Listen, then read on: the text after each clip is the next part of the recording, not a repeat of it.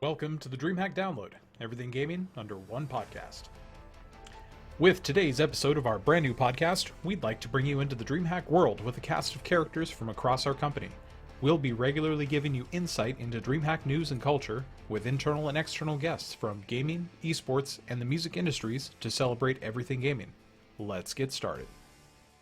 Hello, I'm Kyle, your host of the DreamHack Download, and I'm a member of the North American creative team at DreamHack. Joining me on this project are three of my fellow DreamHack colleagues, Blaine, JV, and Renessa. Since this is our first public episode, we've done a couple practice episodes leading up to this, so we've gotten kind of a rhythm, we hope, by the time you're hearing this first episode. Maybe. I'm still figuring it out. I don't have it together at all. You should have seen before we even recorded, this whole poor team. They were like, okay, synchronize watches, get ready to go. And I said, guys, can I use the bathroom? I don't usually drink soda. Starting us off strong, really. Like a child. Don't know, that is the voice of JV, our wonderful high-pitched member of this team. And we were supposed to start off with Blaine to give us a little bit of an intro. But JV, since people know your voice now, can you give us a little bit of background on yourself?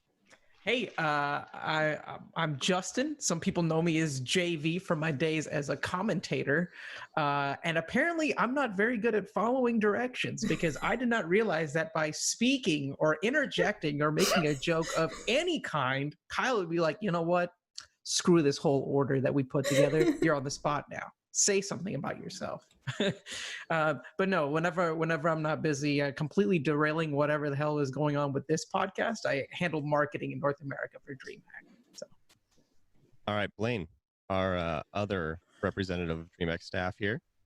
Hello. My name is Blaine. I am a account manager for DreamHack, so I handle sponsorship sales, booth sales, and all sorts of other things in between. It is my job to bring in the partners to the show, make money, and do cool things with all of our activations. woo-woo. Blaine makes sure that I have money to spend on the cool stuff that we bring to our shows. While So JV lasers. has to tell it there may be a few dollars that have been spent on lasers with Blaine's money he's brought to us. But Laser money. I support it. Is there anything like more to strive to than having laser money? You know, it's just like I have a 401k. Oh, that's cool. I have laser money. I fought laser for money? 3 years to make sure that we have lasers at our shows in North America, man. It was a big fight. It's so much money. We had to find a supplier that was going to do it for us at the right price. And DreamHack money goes about this far sometimes, and we make it work. No. It is this much, and it goes Yes. infinity. Yes, for It's sure. wild.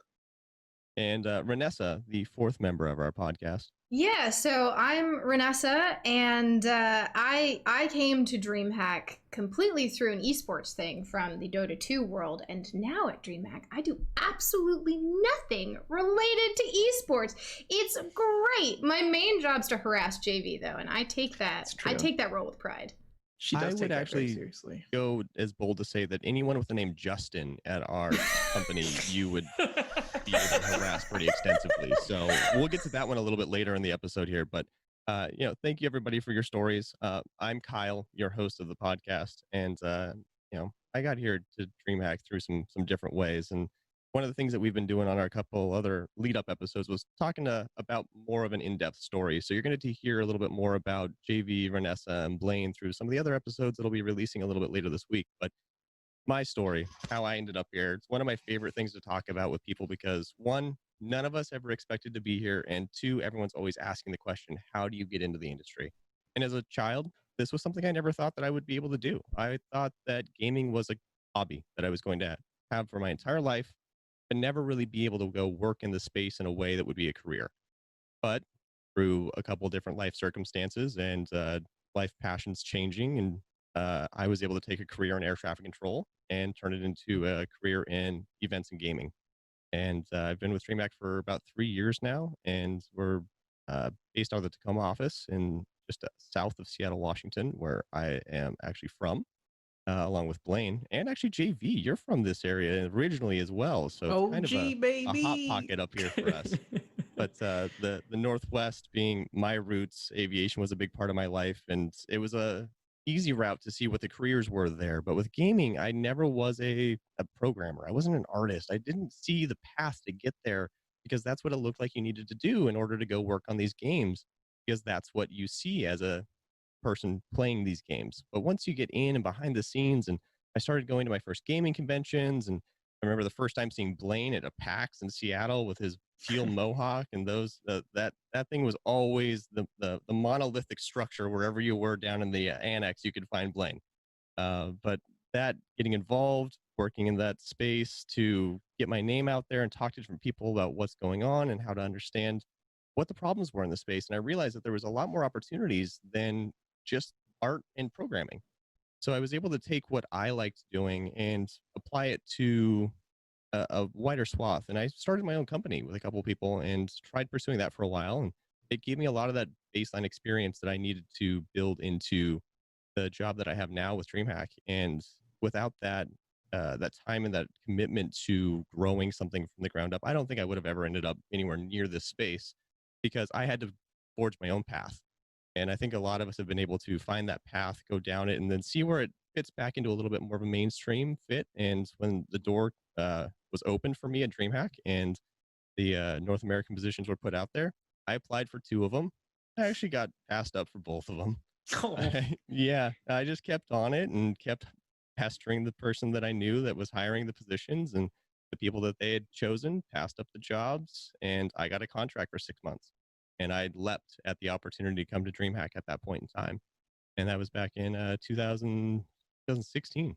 So Damn. It's been quite the journey over the past 3 years of building up a hallowed esports brand in the space and gaming, especially in Europe, but bringing it to the North American community and applying it in our region took so much specialized knowledge that only this North American team was really able to bring at the end of the day. So I really feel like we've grown so much over the past 3 years. I'm so proud of where our team is. And this podcast is kind of the pinnacle right now, at least for, I think, us, of where we're headed. And I know we have a lot more cool things that were also just announced a little bit before this podcast came out. So I think that's about all that you're going to learn about me for now. And there will be a lot to learn about the others as we go along and all the quirks that we do have. But I think this is going to be a fun journey for us all to go on together, and I'm really excited about it. I have so many questions.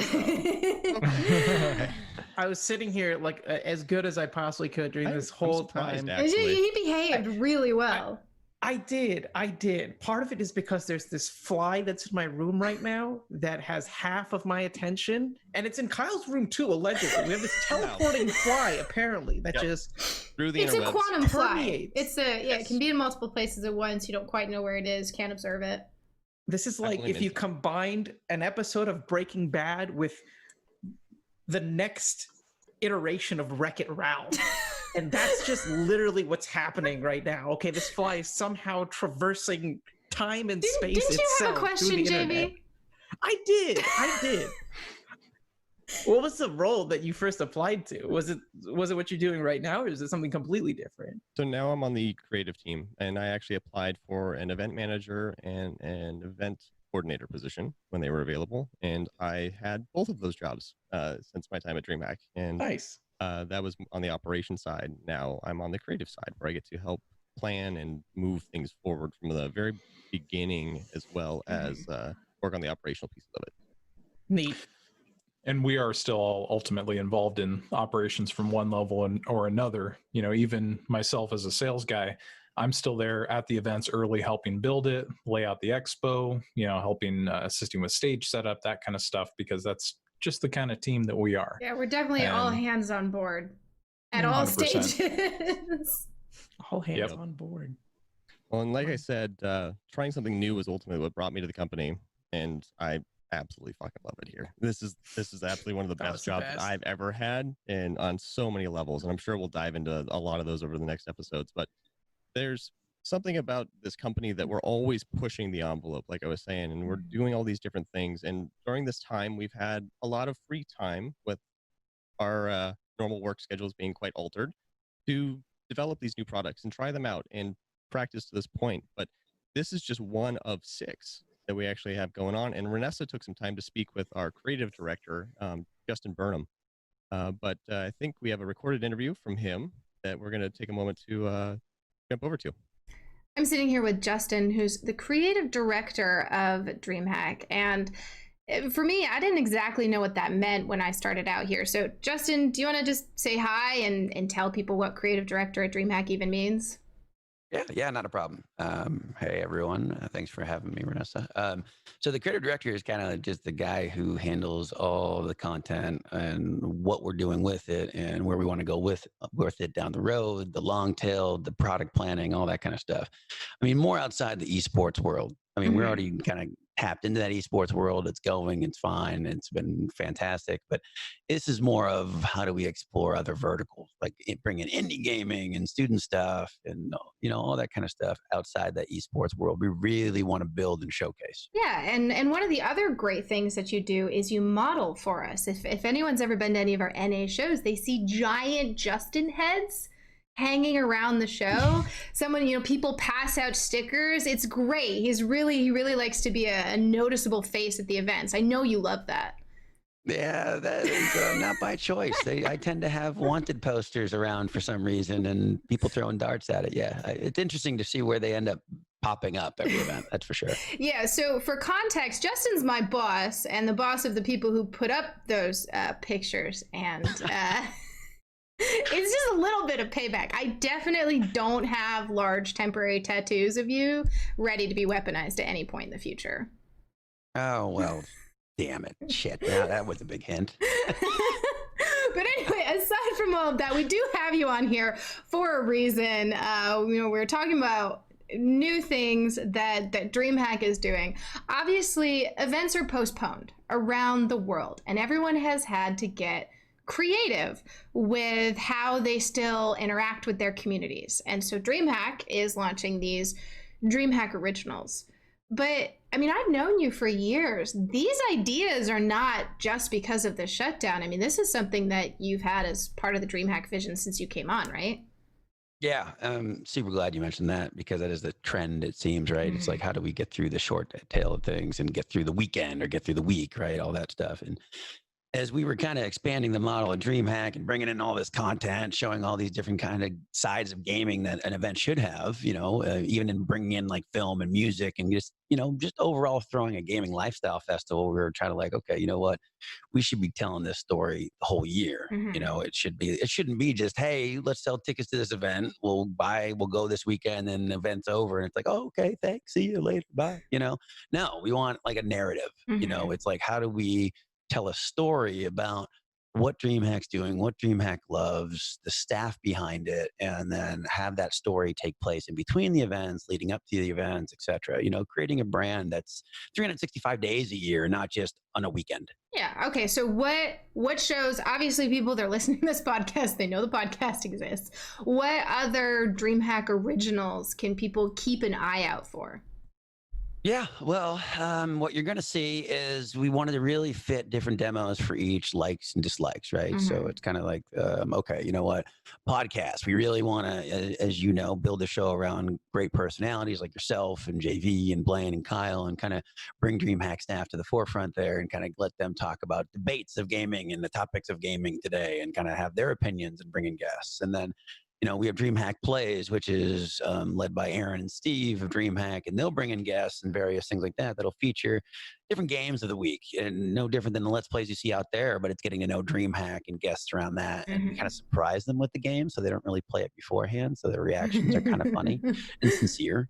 DreamHack Tonight, which is if you've ever seen like a Saturday Night Live weekend update or comedy show or anything like that, it kind of covers topics and areas of interest with myself and Jabali hosting that. And we just want to be kind of the face of Jabated, which I think is perfect to partner with you because I just cannot wait for Jabated face spam anytime he gets you with anything.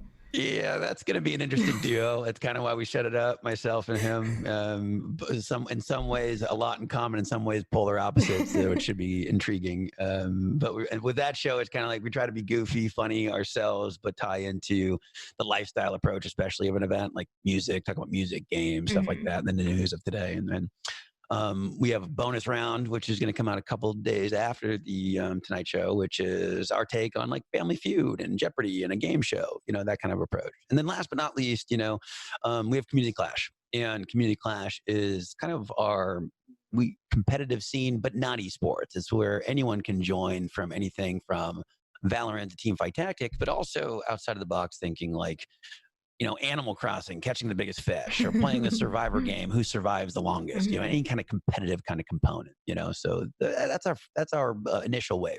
No, I mean, I'm really excited about these, obviously being involved with one of them, but we miss events, obviously. So we all really want to get back to those when it's safe to. What is going to happen? What is your vision for these DreamHack originals? If, fans get hooked on them, are really involved, when events come back, how are they going to get integrated into those?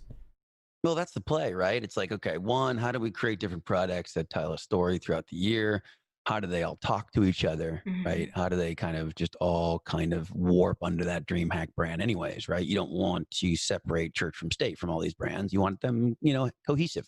So a lot of these, well, it doesn't necessarily have the ability to be designed into the festival. We can absolutely bring a live podcast in on the main stage of a festival. No different than DreamHack Tonight can be on the main stage with me and Jabali, the festival. I mean, we could tie in the community clash components into our BYOC area, our free play area. So they all have the ability to be tied in to an actual festival once they all come back, which is hopefully soon. Yeah, well, we would have just had Dallas with the original schedule. So I know for a lot of us, we're missing that.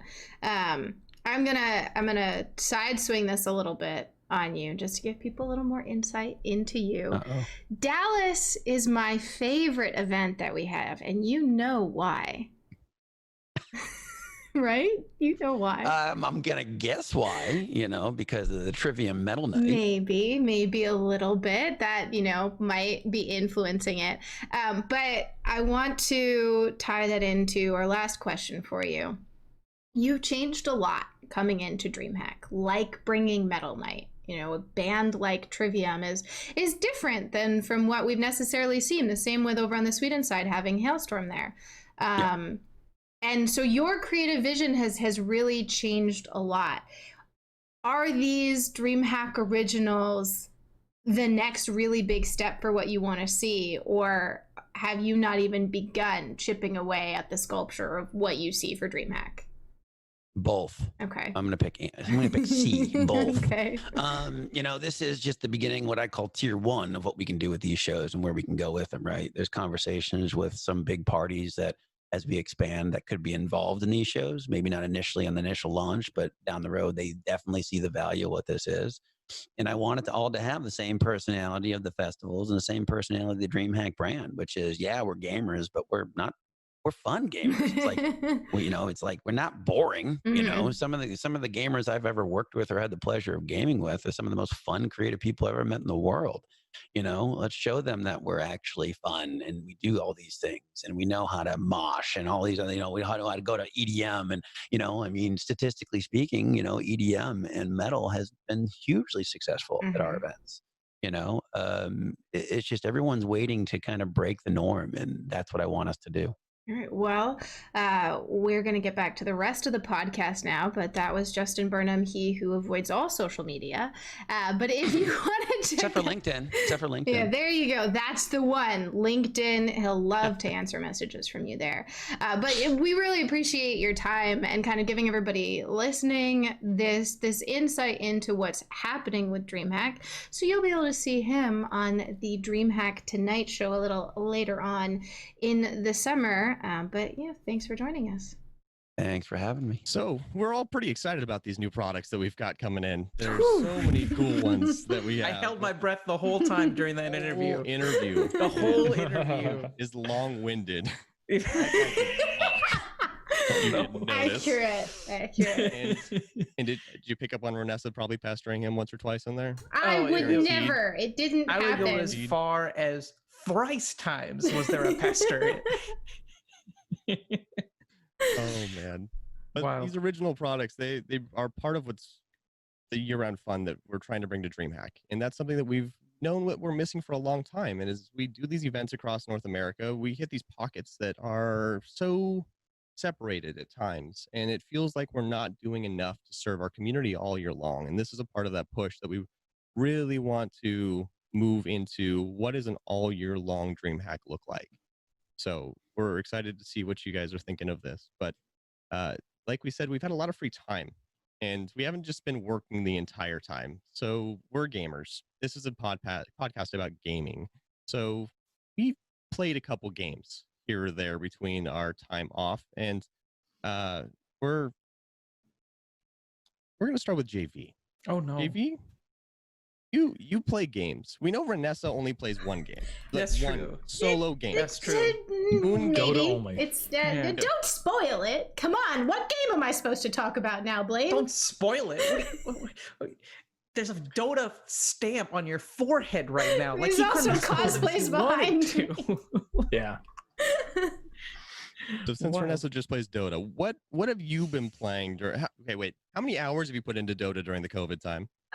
It's the same as normal. My playing amount has not changed. I'm pulling up Steam right now. I have 8,839 hours in Dota.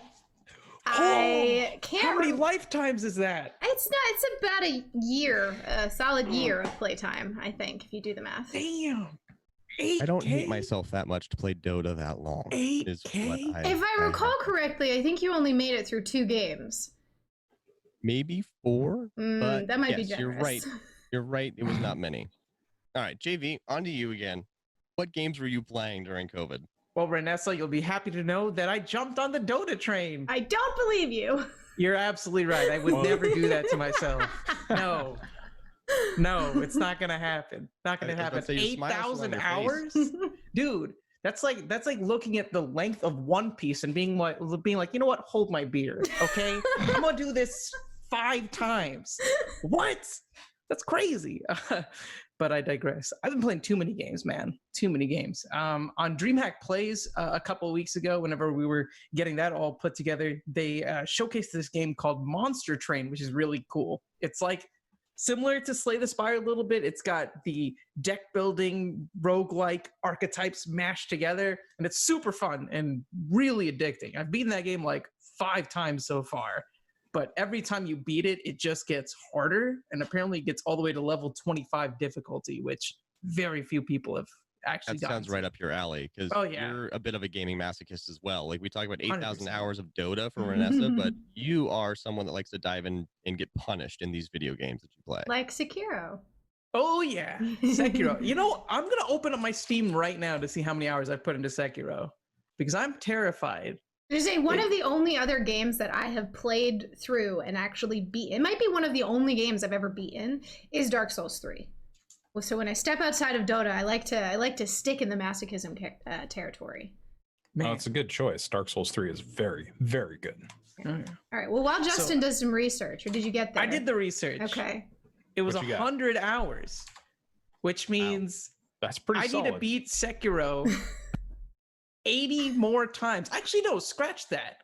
I've beaten Sekiro 3 times so far. So I'd have to beat 21 Sekiro more times. 240 times to get to the point where I've played as much Dota as you. Mm-hmm. That's crazy. Mm-hmm. Wow. To be I don't- fair, I some don't of like that that time is math. casting. I was casting ESL this past Yeah, week. it's true. It does count that. So that was watching rather than playing. Watching other people suffer. Lane, I think the only game that I could actually like dedicate that much time to would have to be in space. It has to be a space game, because there's Whoa, no whoa, other whoa, game whoa, that I whoa. could explore for 8,000 hours and World still be of entertained is what it Warcraft. feels like. Okay, you're right. Ooh, yeah, if we want to count my World of Warcraft time, I think the last time I played and I looked at my /played, which was years ago, I had like 3 years of playtime in that Mhm. game. But I've been playing Damn. I'd been playing since vanilla. And that was like all I did. After high school, I basically went to work, came home, played World of Warcraft, and that's just for like 2 years solid at least. I was addicted to that game. Yeah, you know when the metric goes up to days, and that's the most efficient way to track your gameplay time. Yeah. We grew True. up playing that shit. Yeah. Vanessa, I have to Yeah. ask, do you solo queue the whole time? Oh, of or- course. Absolutely, That's of where course. the full masochistic experience of Dota It is so much solo worse to queue. play with other people. It is so much worse. They expect you to like them after the fact. They expect you not to flame them. I mean, come on. Dota is not about liking your teammates. The more you hate them, the more you are fueled to carry and win your game. You play with someone you like, that's just asking to lose. Oh, I guess it was okay that you did that. That's fine. No. That's not how it works. You know, I'm really glad that we didn't open up with the toxicity in gaming episode because Jesus Christ. Hey, I don't say it to the people I'm playing with. They don't know that I'm saying it. That's the thing. If you play with friends and you're in a call, you can't flame for catharsis. If you play with randoms and they can't hear you, you can get it out. No one has to hear it. But you feel better. Except for the people watching your Twitch stream. Well, that's different. That's true. Fair Homies enough. roast homies always, okay? If I'm playing a team game with the boys, first off, I'll be at the bottom of the leaderboard, so it never happens. But on the rare occasion that I'm fragging out and I'm doing all right, you know my brother's catching some heat. No. You know you have to be pretty bad to put me in this position where I'm carrying. Look at me. I can barely carry myself out of bed in the morning. It's hard. I'm sure you could carry me into good old Smash duos. Oh, that's true. In Smash, I got you. Yep, that's true. JV's got us all. Here we all Yeah, I've been playing Fallout 76 a lot since the Wastelanders update came out 4 or 5 weeks ago now. 195. It's amazing. It's an incredible update. Before the update, the world was a lifeless husk, and I say that as a huge Fallout fan. I think I played for maybe 4 or 5 hours on launch, and I was like, "This doesn't feel like Fallout." But after the Wastelanders update, it is incredible. 195 hours on Steam since then. So that's been probably my primary quarantine game. I do play a lot of Destiny as well. I think I have almost 1,400 hours into that since Destiny 2 came out. But another one that's really fun that I just picked up because it just came out in North America. This is an MMO that was released in Japan in 2012, if I remember correctly. Phantasy Star Online 2 is now available in North America. The Western release finally happened. And I'm a big Phantasy Star fan, so it's super cool. And I've probably put, God, I don't know, 40, 50 hours into it at least since it came out. It's super fun. Blaine, All right, I had no idea you were a Phantasy Star fan. Dude, it's such a good game. I had it on the GameCube. So I played, I wish I had a way to track how many hours I had into that, but it was probably thousands. I think there's pretty good crossover between people who like Smash and people who like that game. Because I didn't have a GameCube, unfortunately know nothing about the series as a whole. So what's the low on it? I mean, it's a big space epic MMO. You know, there's the basic storyline is that you are a member of the ARCS operatives, which are part of a fleet of ships that go out into space to explore, to find new planets to colonize, etc. But there is a big bad interdimensional enemy known as the False Spawn that ARCS operatives are constantly struggling against to not let them destroy the universe, basically. And there's different races. I play a part of the robot race called Casts because I can be a giant robot with a huge rocket launcher, and that's my jam. Yeah, it makes sense. Yeah, if you haven't seen the wonderful visuals of Blaine with his sledgehammer on his back, then that's my Fallout that's Super exactly Sledge. what Blaine is all about, is that big robot super sledgy style. Yes. And, if you can't see his face right now, this beard personifies that so perfectly. It is just the Blaine style. So I'm not surprised when you say that you play games that way. It fits. Whereas JV can't even pick up the controller to play half of them, it feels like. So, hey, I very recently dropped the shot. controller for the mouse and keyboard. Remember? that's I'm right, getting that's right. better. That's right. We can't let Oh. Vanessa heckle you for all of that console playing alone. You learned which platform is superior. You know that it's PC now. You're done with your console days. Whoa, You've moved on to whoa. mouse and Wait. keyboard. Okay. No. There's still one console that's worth it though. And thank you, Animal Crossing, for getting me through some of the hardest times this year. But that was therapy that we all needed as a society. So I did put a That lot of console hours is- into that when it came out. Yeah. I still have my gripes with it. It's fine. I've ranted Head about it start so many Because times. you It is can't center Nintendo your games. town center. Yes, because you can't center You're the town still mad center. about I'm that? still mad. I will be permanently mad about the inability to center the town center for as long as I cannot center the town center. Thank you for coming to my TED Talk.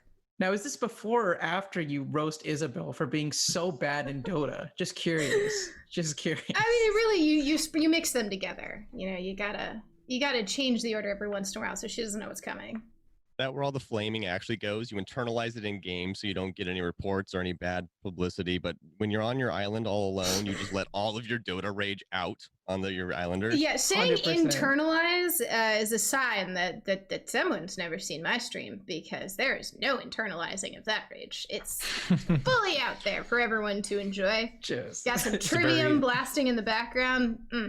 On point. It's a very expressive broadcast.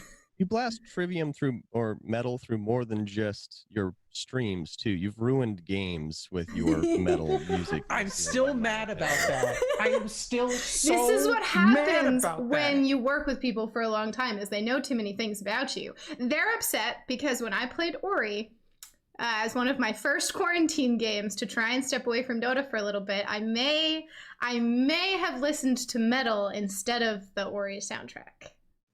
Why? Why are you like this? It's not like the music is trash. It's such a good soundtrack. You know Ruined. why? Because it made my viewers really upset, and that was funny. Wait, so you actively gave yourself a worse experience to make it so that you would marginally a piss better off someone who experience. watches you? Because it's funnier because of how frustrated they are. Just like right now, the look on your face is bringing her pure joy. Uh-huh. This is Exactly. your brain, and this is your you're brain letting on her win right now. 8,000 hours of Dota. 8,800, thank you, and that's not counting my second account. Oh my god. man. Second account. Speaking of letting the rage out, Sea of Thieves has been one of the games that I've been playing a lot of lately. That game, just sailing out into the ocean, getting on that boat. My brother and I have been playing it together. There's something about just going out and doing nothing in that game, and then just getting attacked by the Kraken and getting sunk and trying all over again. Even with a full ship of treasure, sometimes that game is frustrating, yet still I feel relaxed and really satisfied after I played that game. The depth of it is just immense. The islands are so detailed, and the little interactions that you can have are pretty specific and can go into different like Goonie style treasure hunts, and it's just alluring all the way down to One-Eyed Willie's secret cave is what it feels like some of these days. But Yeah, it is super fun. I really enjoy running around and adventuring in that game, like this pirate fantasy, sandbox type environment where you can just go off and do whatever, or interact with other players, or sink somebody else, whatever. I mean, it's great. Even playing field too, because even if you have 1,000 hours in that game or 2 hours in that game, you hop in, you start off with a sword, some sort of firearm, and a ship, and you get to go off and sail. There's no skills that stick with you. It's just how good of a pirate are you at the end of the day, which is pretty cool considering that that's the best damn pirate I've ever seen, is something that I'd love to have someone say about me someday. Johnny Depp in me. But the game that I really wanted to play but was deprived of? Cyberpunk 2077. Mhm. Yeah. If You that know would've what? released, I will say, imagine. Kyle, as much as it would have been great for it to be released right now it feels like it's the reward that we get for surviving 2020, which is pretty fair. True. We made it to the Fair. holidays. Keanu's gonna greet us into the holidays. Oh man, I do need Keanu to tell us right now that we're breathtaking. I think that would be just what I need to get through the day, probably. That would bring me back up to a high note for sure. I wonder if they put that line into the game somewhere. That'd be great. I hope so. You're gonna have to wait to find out. I guess Playing for the so. holidays.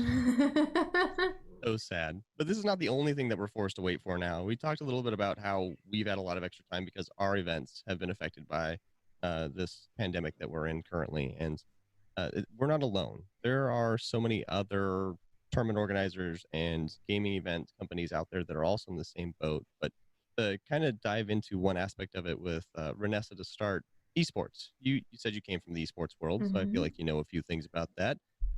Tell us about what's going on in the esports world and what's been happening just around our stuff that we've got going on, because I know we have some cool stuff that we've been doing still, but some of the other events that also have been falling casualty to this time that we're in.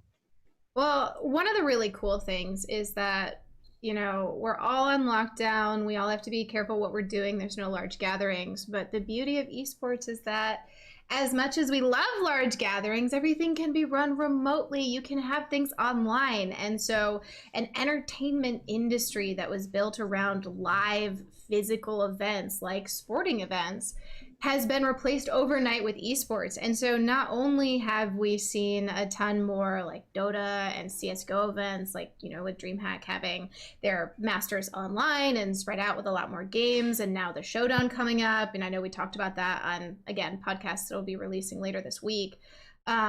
It's been awesome to see that. So there's the traditional esports have been ramping up, but then you see this huge, crazy outburst of people looking to take their traditional sports and they still want to consume them, but now they're forced to consume them in an esports manner. And so you have iRacing and NBA 2K and Madden and all of these other games that we from the esports side of things don't necessarily look at as often. Now they're on ESPN. Everybody is sitting and watching them. And it's been really cool to kind of see our community be able to take care of the world and give that escape and that entertainment that people need. And it's felt like esports is finally that innovative solution, and people have really been able to enjoy it for what it is. And I mean, it's been great getting to see people that I know able to provide that around the world so that we're not deprived of entertainment, because let's be honest, we need escapes sometimes, and it's okay to take them. And gaming has been an escape for so long, and to see esports now prime, ready to go. We were training for this moment for our entire lives. It felt like leading up to this. We can't go outside anymore, but we're like, we don't go outside. Not us. We don't. We hang out inside all the time. Sweet, we're ready. And we all basically work from home too. Like, even though you're by the office, there's so much of what we do is already from home. So yeah, I mean, we have people representing DreamHack from all over the country, and I know just in this call, it's the different corners that we're in. It's all over the place. So that different style of work that we've adopted, and the different style that these other companies had to adopt to continue that energy that they used to have. So NASCAR with iRacing is such a great example of, they have sponsorships that are probably on contract or broadcast hours. What do? They can't just have a talk show about NASCAR all day like the NFL does, right? I mean, they probably do. Don't get me wrong there. I live out in that part of the world where NASCAR is big. But we've had so many different companies expanding into unconventional forms of connecting with their audience right now. And Blaine, you're someone that deals with the sponsorship at DreamHack directly. How have these different companies been handling this time and transitioning into these unconventional forms of media to get their brands out there? Well, especially for games like developers and publishers who are very much so used to having these marquee events like, PAXs and E3s of the world to show off their games, for them, it's been a really big challenge because directly interacting with the community, showing off game demos and having a big booth, that kind of thing, it's kind of bread and butter for a lot of companies, including like hardware companies as well. So that's been a big challenge that I've heard from a lot of the partners that I speak with on a weekly basis. So for those guys, it's been hard. And for the most part, they're doing pretty well about transitioning those marketing dollars into other areas and capitalizing on, different mediums to get the message out there. So, for the most part, people are doing pretty okay. But the lack of those marquee events for the big PR pushes is a real challenge. However, for some other partners of ours, who obviously I can't talk about specifics, but for some of our partners, they've been really great about working with us in the transition from us having to cancel our events. Because obviously, if the event's not happening, the activation doesn't happen now.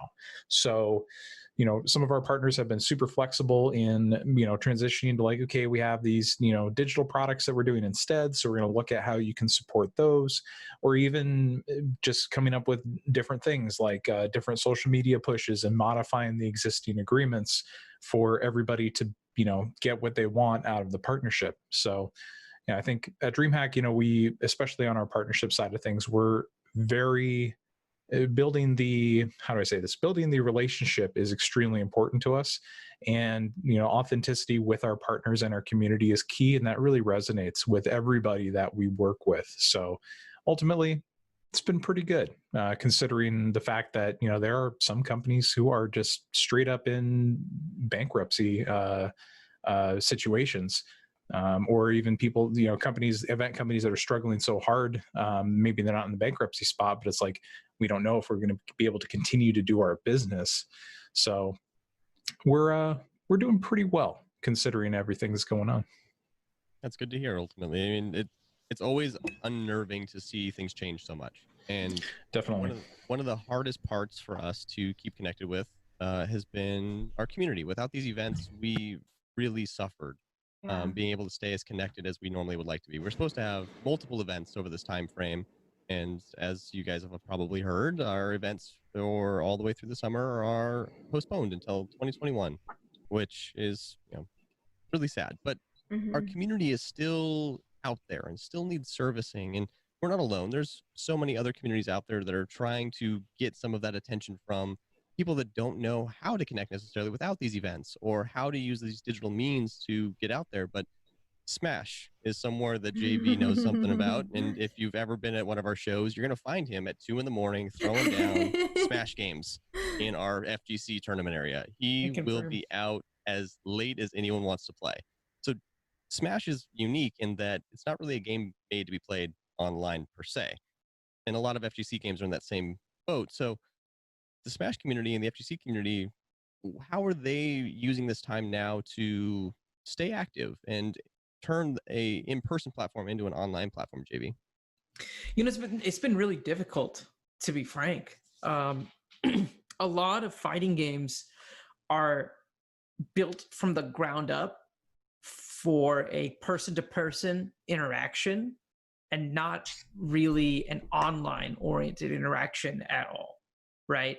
Online is, for many fighting games, considered an afterthought because they prioritize so much on that in-person experience, which is fantastic 99% of the time, except for this 1% of the time where we have a global pandemic and we can't really do anything. Can I know 1% is too high of a percent? I do not. Okay. No, I do not want 1% of my year to be a pandemic moving out. The point, small percentage, very like infinitesimal. I wasn't asking you to dissect this with your PhD brain, okay? I wasn't asking for that. I was just making a turn of phrase, okay? You want me to get super direct? Hey, I'm concerned, we're down for right? another plague in 100 years. How about that? The data says. Pass. Jesus. But the hot takes JV will bring you every single. It's not even a hot take, okay? The last big flu was like 1918, right? Yeah, it's 102. So it's a cyclical thing. It's cyclical. Damn, what are we even talking about right now? All because the Smash community. Of the Smash time. community, yep. Oh my God, you're killing me, Smalls. Damn. This and many other derailments will happen on this podcast. This is Blaine's role. Blaine's role. This is his job here. To bring order and balance to the world. He's like the avatar of this podcast. Kyle's just over there with popcorn. Neutral Hat. Smash community. But I digress. Smash community, yeah. So it's been really tough, to the point where it was actually trending for a while that the Fix Ultimate Online was trending because Smash players were fed up with the fact that Nintendo did not do a good job. Let's be frank, they just did not do a good job on this one element of their game. I mean, the game as a whole is such a monumental achievement and doubles as being a phenomenally well-designed fighting game as well. But the Achilles heel of it all is the fact that the online is just abysmal. It is unapologetically abysmal. And especially right now in such an internet-driven era, let alone in the current state of the world where we can't go outside, that is downright unacceptable for a lot of people, myself included. And so it's been very tough because this group of people who really bonded and grew together, in addition to that quality level of tournament being played in person. That entire ecosystem all goes away. There have been some attempts to replicate things online. A buddy of mine, AlphaRad, teamed up with Moist Critical to bring the Soak series, which is like, as well as the Quarantine series, sorry. And that's like an online set of tournaments for Smash, which is awesome. Super happy with the work that they're doing. But it's just really unfortunate because, you know, Ultimate's shoddy online combined with the grassroots nature of fighting games as a whole means that these sort of events going away is such a massive blow to these communities in particular. You know, we're lucky with our Counter-Strike product. We're able to do a Masters online and people understand it, and it works because that game was designed to support online play. It does so extremely well, right? Yep. It's not a pure LAN experience, but it's damn close. I think For fighting games, we don't have that luxury. We don't have that were luxury. Designed from that ground up perspective of being online versus a Smash where it was designed to be on an N64 in your living room with 4 controllers plugged in. The mentality of the game's entire creation was approached from a different spot. So we're now seeing 20 plus years later how that is detrimental to the long-term life of that game right now. But it also, I don't think it's going to take away any of the energy that that community has behind that game in the long run. They're going to come back stronger. It's impossible to take away FGC energy. That's true. That's honestly, that's probably one of my favorite things about a DreamHack show is when you, like, no matter where the FGC stage is, no matter where any of that is, it is shaking the building. People are crazy. It is always ridiculously hype. It's like if you need a pick-me-up or an energy boost or you don't know where something is, it's just like, oh, do you hear all the screaming people? Yeah, just run by that. Then it's on your left. You won't get mobbed, we promise. It'll be great. This FGC is without question. Yeah, the fighting game stage in Atlanta is probably what I look forward to the most all year long when it comes to our shows. And I am biased. I cannot stress this enough. I am extremely biased here. Extremely biased because it's my people. But see, I'm not biased at all, and I still think that the FGC is always the most lit area of all of our competitions. And I'm a huge StarCraft guy, but I'll still walk over to the FGC area and chill out just because it's awesome every time. There's no other tournament area that's still busy at 2 a.m. That's true. That's not just because JV's there throwing down, owning kids. It's because that place has just got a community that loves to hang out, and they're so in-person centric around their games that they long for these different events. And I'm always so happy to be able to see hundreds, if not thousands, of these people come through wanting to play these games for the weekend. And it's amazing to watch the energy that they have. Even if they get knocked out, they're always so positive towards the rest of the community's progression. And you know, you have your little bit of flaming here and there. I mean, it's top tier competition. It's big stuff. It's drama. You need it. But at the end of the day, it's always such a positive, high energy community, and it's palpable when you're down there in that pit. And Jabali running all of that stuff is just hilarious to watch from the outside because they follow that man. The end of the earth is what it seems like to go and play some of those games. Can't confirm. You know, Kyle, that's something that you said at the beginning was people play games as an escape. And that's the hardest thing about right now is that you have this whole massive grassroots group of people who don't have their escape anymore. And it is heartbreaking. It really genuinely is, you know? And everybody, of course, is very understanding of why events like ours have to be postponed and things like that. But I still know that mentally it's got to be really tough for a lot of these folks. And I think that once it's safe for people to congregate again and play again, it's going to be really, really helpful for a ton of folks. And that just means it's one of the things when we design our next show that it's like, oh, FGC was hit harder than anybody else. And I would bet money that Justin is going to be like, yo, let's do something extra cool. Let's go in on this. What are we going to do? Like, let's make it up to him. Kyle knows I have plans. I have plans. I've been waiting. Have to wait a little bit longer. Just a little bit longer. Just a little bit. This has been a very crazy time for all of us, and it's outside of gaming too. Some of the companies that we know and love are still in positions where they aren't able to provide the services that our society dearly needs. The one of my favorite things to do when I travel around, which DreamHack affords a lot of that opportunity to travel around, is I love going to museums. That's hands down one of my favorite things, and I'm a huge nerd about that kind of stuff. But it's the best way to go and see a culture's history by far. It's their display of it and the way that they want you to understand their history. And one of my favorite things, we talked about Animal Crossing for a second, but one of my favorite things that they did in Animal Crossing was that they built these museums. And you can fill your own or go visit other people's museums and just wander around, and you get to appreciate some of the coolest pieces of art or some of the craziest fossils that you may not have even known that existed on this planet. And it's a new season, so now you can shark fish in the Northern Hemisphere. Yes, you can. We did transition, didn't we? But that game allows you to explore so much more than just what that game is. And it's allowing these outlets that are removed from people like me that do enjoy going to museums and things like that, just like JB was talking about. The Smash community is removed from their outlet, but I wonder how many people are picking up new hobbies and are developing these new passions around potentially gaming or not gaming. I mean, I know I've had some non-gaming related passions and hobbies that have popped up during this time as well, because you need a little bit of diversity in your life, and a lot of that diversity was going out for me. So I don't know what you guys picked up, but I kind of want to hear, like, what's that one thing that you did that you didn't expect during our quarantine time that that you may pick up as a hobby in the long run. It may fall off, but that one thing that you did that you didn't expect. We'll start with Blaine.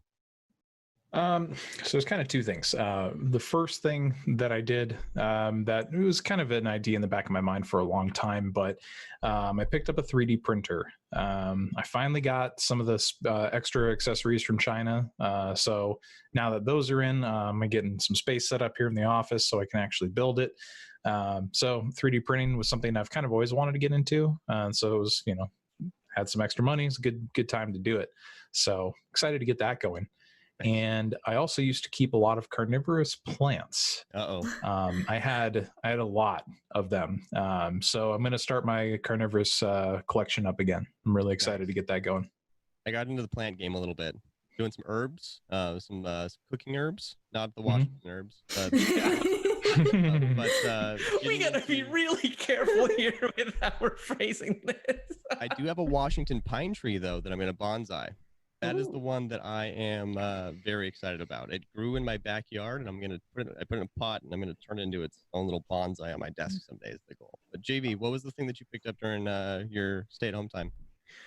Well, it's interesting. So one thing that quarantine helped me realize a bit is I have a lot of things that by default I say I can't do this, right? When really what I found out is if I shift my mindset a little bit, it's not I can't do this, right? It's not I can't cook. It's really I don't cook. And if it's I don't cook, then it's I don't cook yet. So that's what I've dove into a little bit. By no means am I Gordon Ramsay or even Squidward in the kitchen by any means. But I'm getting better at it slowly and steadily. And it's become like a weird passion of mine to just, I don't know, figure out like what goes into making a really decent meal optimally. I can make a mean grilled cheese now. No, I mean, it's mean. Y'all are laughing, but the next time y'all see me, I'm going to come through with some dope Sammys. It's great. It's awesome. For my wife, for our anniversary, I actually ended up making dinner, like the whole thing for the first time, which is super cool. And it's just been really good. I'm hoping I can keep up with it whenever the world goes back to normal, for sure. JV's turning into an adult during this time at home. I never thought that would be a real thing. Nice. Also, Blaine, can I have some of those carnivorous plants right now? Because this fly will not leave me alone. I've seen him so many times, just zipping around. This is where audio listeners really miss out, because the amount of times JV's just been flailing in the corner. Yeah, people will be like, oh man, does he got some kind of neurological disease or something? No, it's just a fly that's just so annoying. Please. We'll have to get you a little sundew plant to put on your desk there. Oh, A sundew plant. That sounds so pleasant for an carnivorous, insect killing machine. yeah. I'll be honest. Well, I mean, the sundew plant is a beautiful little plant, but in reality, it has a bunch of hairs on them. Then those hairs have sticky digestive juices on them. And when something lands on it, it entraps them with that and then digests them from the outside. We need to have a podcast segment called Blaine Explains. I'm telling y'all, it would be fire. Me from the plants. Fire. Vanessa, what are you doing while you've been at home? Just trying to get to 10,000 hours in Dota, y'all. So the reality is that this is almost 0% different from my normal life. I work from home for a company based in Canada, so I didn't go anywhere during the day. And I stream every weekday evening for 3 to 5 hours, so I didn't go anywhere in the evening. And then I had to, and then DreamHack stuff was like my whole weekend, so I didn't go anywhere on the weekend, and it's kind of the same. So my life has changed very minimally. I would say the big one that's different is I sort of, my quarantine is basically restricted me to a single family. And so I have Sunday dinners with them every Sunday, and I always bring dessert. And most of my quarantine has consisted with me being yelled at that I didn't have to bring something every single time, and me insisting that I bring something every single time and like making a different thing. And so now we're months in. So it's a lot of Sunday dinners, and I am like racking my brain for new recipes and trying to figure out, like, catalog, okay, what have I made? What can be different? And then there's like 6 different dietary restrictions across everybody. And so it's like trying to figure out how to handle all of those. That has been really fun. And like, That sounds like organizing cosplay at DreamHack. kind of, yeah. I've just sort of replaced my event work with handling dessert dietary restrictions. And then because I'm a scientist and I think all of the reason that milk works a certain way, or like you need gluten for this or whatever, like trying to find all of the replacements that scientifically, structurally do the same, and then explaining it to other people that are scientists. Oh, it's so much fun. So that's been a fun one for me. Anyone else feel a little bored from the? Hey, No. She, No, you know what? not For at all? once, me and Okay. her see eye to eye. Me and her see eye to eye. Yo, tell me you're following the GOAT, J. Kenji Lopez Alt. He's out here myth busting foods, man. He's just like, oh, people say you have to take your steak out of the refrigerator for 20 minutes before it's gonna be cold and center. He's just like, no, I tested this with science. Y'all lying. Y'all lying. Seriously, podcast listeners. J. Kenji Lopez Alt is the god when it comes to teaching you This cooking podcast sponsored fundamentals. by. Yes, I, I feel like it is wish. right now. Are you doing an I ad wish drop? if it was sponsored by him, then I'd have a chance to meet this man. Ad. I would have a chance to meet this man. This is the public outcry right here. JV is wanting to meet this guy so bad. If we can make this happen, I feel like we may have to give someone a ticket to a DreamHack one day. Anyone got a connection to make JV meet this guy, make his dreams come true? When events No. You know- roll back around, Dallas next year. This is the plan. Yeah. Oh, pour one out You know, for Burnham Dallas wants to last do a year, cooking man. stream, real bad. I'm pouring Burnham out. loves that idea. I I'm don't so believe sad. you. Nope, I'm he so hates sad. it so much, but we're gonna make it happen just to troll him. So troll Burnham cooking idea with JV. Done. Yes, All yes, right. we've Ooh. got That is that on when the we list. get back to shows, though. Yes. Whenever we do finally get back to A that. cooking contest? Yes, Yes. cooking contest. Oh, Dallas man. next year. Yeah, get your boy out here. So Oh, that's I'm your in, pet as long, project as long for as I Dallas can cook next year. breakfast. That's your goal. You've got a year now. I mean, you've all heard that we've postponed our events to 2021 for Dallas. I mean, that was supposed to be technically last weekend originally, but then we bumped it into the summer, and just moving things out of the summer just feels like the right thing for us to do. So we postponed some of our events. The announcement fully was Summer Montreal and DreamHack Dallas all have been postponed to 2021. But like JV said, there's a couple things that we want to do when we come back. We got a lot of plans. We got a lot of things that we're looking for the future. So there's going to be some exciting changes to our shows for sure. But postponing our events, it's missing my friends, missing you guys, even just seeing everybody. We're so used to seeing each other on this regular cycle of our shows. We haven't been getting any of that. I haven't gotten any of my event exercise either. So, I mean, I'm probably putting on a couple more pounds than I should have during this. I've actually managed to lose a bit of weight.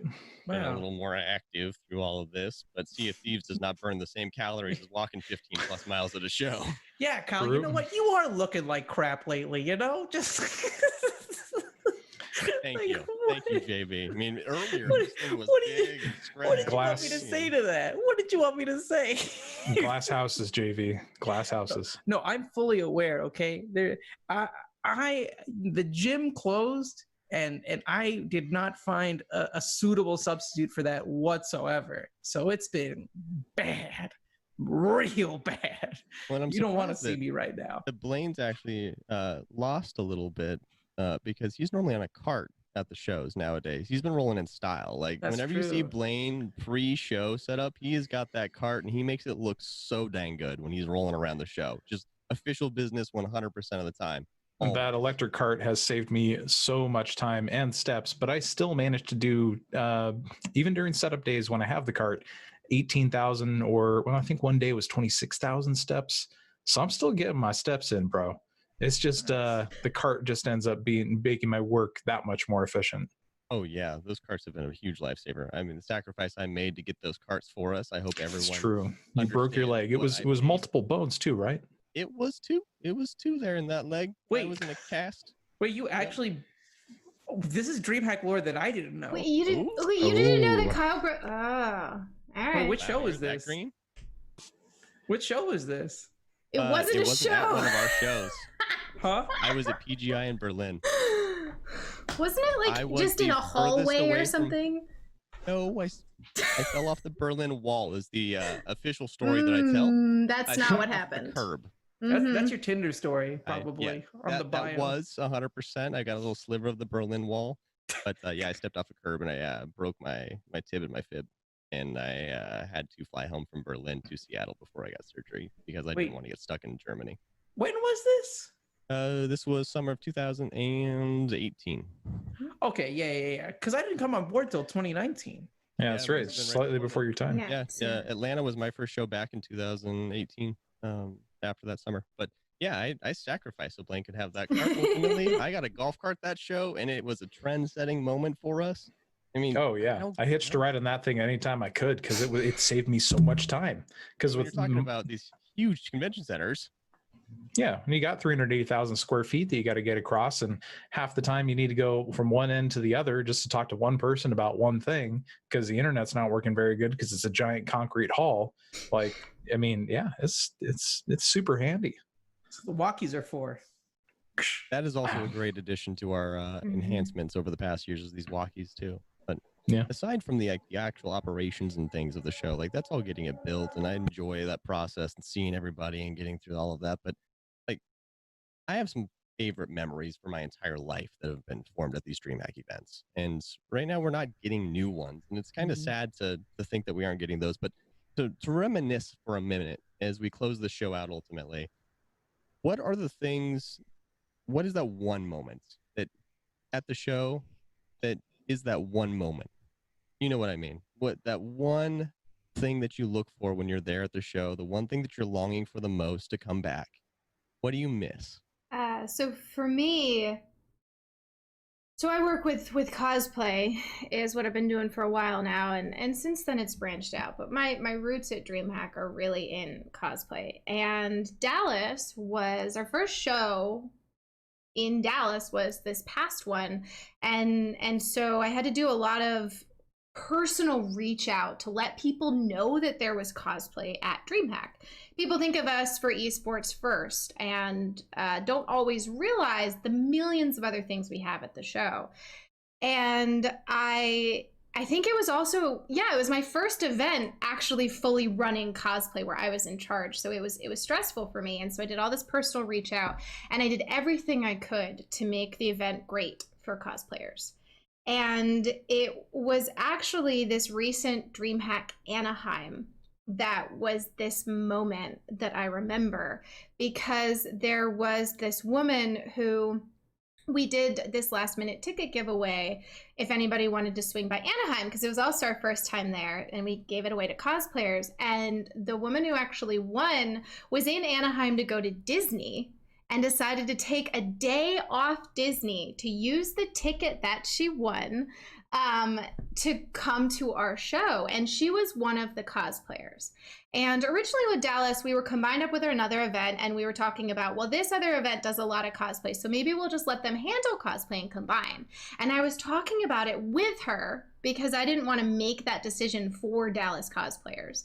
And she looked at me and she said, no, I loved your event. I've been looking forward to it again. And she was so happy with how DreamHack handled cosplay. And she felt so safe and taken care of and fun and everything. And it was, this woman gave up Disney for a day to come hang out at DreamHack and then begged us to make sure we did cosplay the same way again. And it was those people who come to our shows every single time and just like connect so strongly with part of it. Like, that's what I look for, is like the people who have that experience where they go, I am DreamHack family and I will always be there. And like, that's just what sold me on DreamHack, are those interactions. Our family is pretty incredible. The community we have around us, our crew, our team that puts on the shows, everyone that comes out, there's nothing else like it.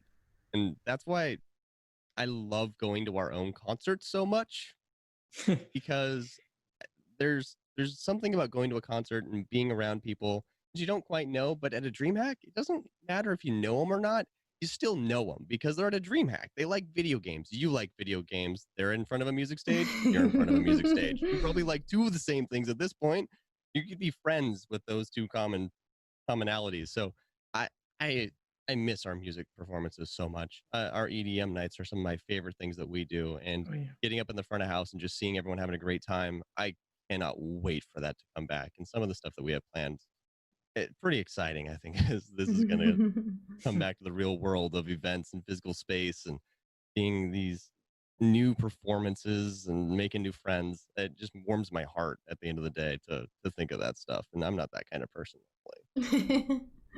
Speaking of warm and bubbly, JV, what's your favorite one? Oh, I love that you signed warm and bubbly to me. First off, I want to say that I've never seen Kyle so conflicted in my life before, because when you were saying she gave up Disney for this, he looked so upset. She's like, I need to love this because I work here, but also Disney is literally my whole life. I went to Disneyland for 5 days after I was done with the show, and I went ham in Disneyland, which after our shows were tired, so that's something to be said. It's true. It's impressive. I believe it. I've never met somebody so intense with their Disney affection, and also at the same time so wrong about how they view Star Wars films, but I digress.